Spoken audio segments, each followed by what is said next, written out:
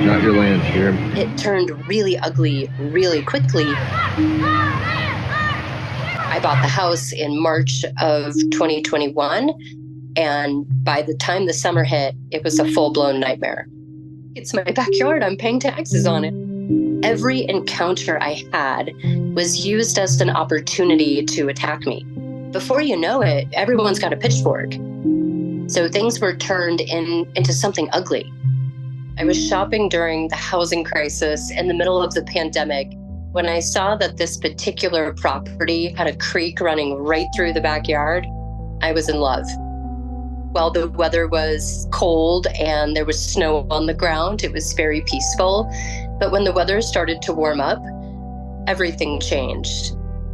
People started wandering into my backyard from a park that sits next to my backyard. By the summer, I had 55 people wandering into my backyard almost every single day, and it had become a full-blown water park. I was incredibly confused. I just bought this property. I did all the due diligence.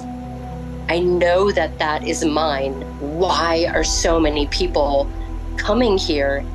It's my backyard. I'm paying taxes on it. I own all of it. And they were destroying it. They broke my trees. They destroyed the creek bank. They left trash.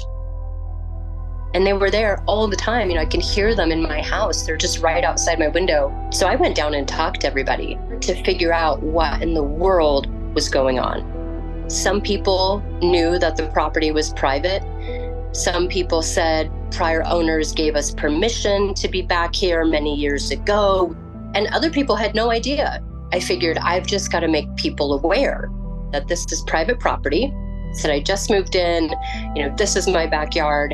In that first year, I didn't tell anyone to leave because I had been told that prior homeowners had shared. And it's a small town, and I felt pressured to maybe keep that standard. Every encounter I had was used as an opportunity to attack me. People cussed me out, they screamed at me, they told me I stole the land, and it was just a nightmare.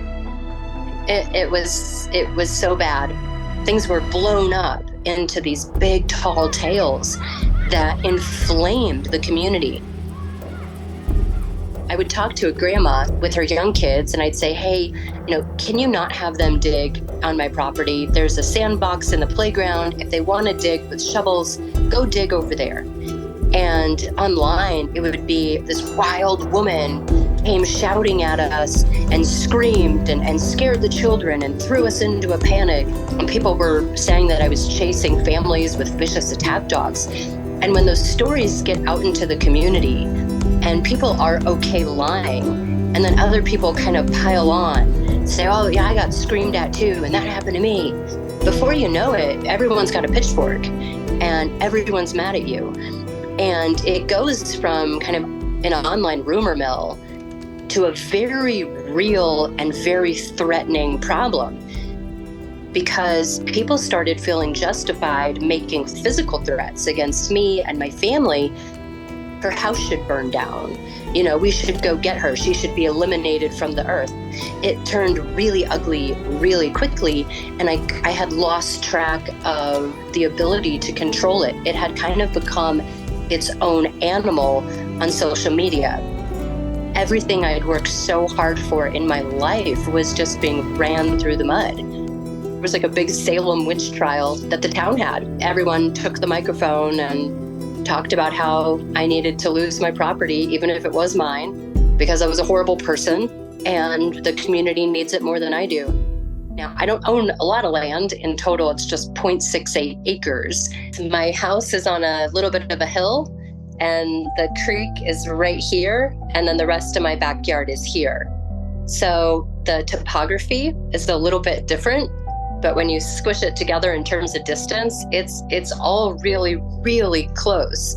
All it took for me to get cussed at and screamed at from people who were in my backyard was just for me to be outside. If I was outside with a cup of coffee, if I was outside having lunch, if I was outside with my dog, if I was moving the trash, I said, you know what? I don't want to share with you anymore. I don't want you anywhere near me.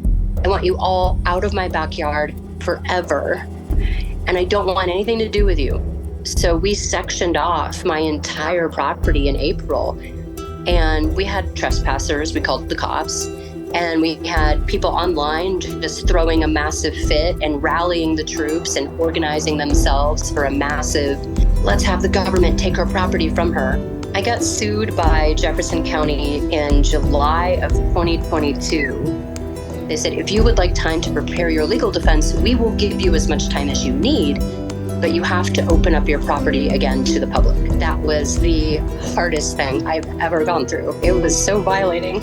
And I've been made fun of for saying that, but when you're forced to share something that is yours that you don't want to share, it is a violating experience. But luckily, we reached a settlement in May. I sold the county, what the community calls the beach.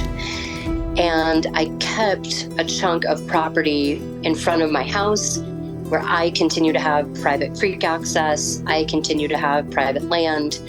And there is a rope fence that the county has put up to keep the public off of the piece of property that I am keeping as part of the settlement deal. At the current moment, for the most part, people have calmed down. I think even if people know who I am, they kind of just ignore me, which is great. It's nice to not be kind of the center of the town's attention.